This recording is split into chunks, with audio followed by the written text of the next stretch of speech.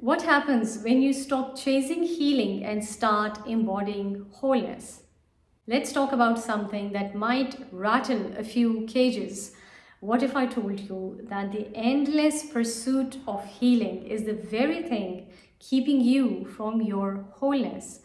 I know that might sound strange coming from someone who talks about healing, emotional release, energy clearing, and healing trauma, but stay with me. There comes a moment on your path when you realize that you're not a project that you must keep working on. You're not here to endlessly fix, clear, and purge. You are here to remember your wholeness, come back home, and embody your radiance. But if you have been on a healing journey for months, years, doing all the inner work and still feel like something is missing, that you are never quite there, this message is for you. This video isn't going to tell you to heal harder, try harder, develop mental discipline, practice more. It is going to invite you to stop chasing healing. Healing is not out there, it is in here where wholeness is. And wholeness is a state of being, a complete remembrance of your true nature. So start living as if you're already whole. Because here is the truth that's hard to swallow but liberating once digested. You are not broken, you never were, and staying addicted to the healing process might be keeping you from living the truth of who you truly are. So what you're about to hear in this video would finally end the cycle of spiritual self-improvement that's been quietly exhausting your soul. So number one, shift from healing to embodying your higher self, and the healing follows naturally.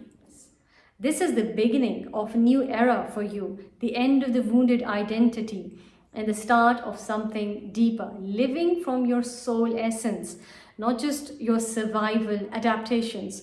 So I say this not just as someone who has studied healing, I say this as someone who's been swallowed by it. For over a decade, I walked the path, I've released people's traumas, my own, cleared emotional baggage, and dissolved negative beliefs. It cracked me open, it changed me, and it was necessary for a time. But then I noticed a pattern in my clients. Clients developed a tendency to outsource their healing. Please fix me mentality. They would dodge stepping into their power, avoid claiming their state of being, their frequency, and seem to need more and more healing and fixing. But healing doesn't mean continuous fixing and clearing. Honestly, I would gladly swap the word healing for embodiment, because once you embody the frequency of wholeness, healing happens on its own. You live as your healed self. I've guided so many through this transition from chasing healing to embodying source consciousness. And the shift is always the same. Healing happens when they stop spiraling and start radiating. Because when you stop seeing yourself as a project to work on and start living from the self that was never wounded, never broken, you stop leaking power and your life begins. Now let's talk about what happens when you stop chasing healing. When you stop chasing healing, something radical happens. You stop running in circles around your trauma. You stop reinforcing the identity of the wounded self. You stop waiting for someday healed me to finally feeling whole, worthy, and free.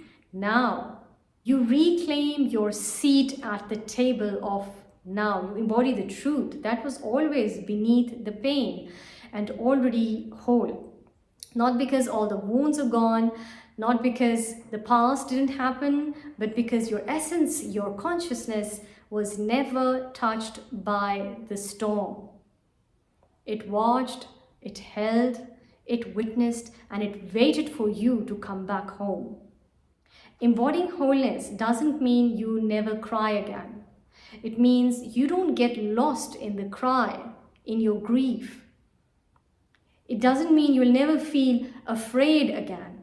It means fear doesn't get the steering wheel because now your soul is in the driver's seat. Wholeness is not a stage you earn, it is the truth you remember and choose to live from. And from that place, you become magnetic. Not because you are perfect now, but because your energy is coherent. You stop leaking power through the back door of self-doubt. You stop attracting mirrors to your wounds and start radiating your essence. You stop spiraling in the old stories and start living your soul story. I'm not saying healing doesn't have its place. Of course it does. But at some point, the cocoon has to open. You have cleared enough. You have dug enough.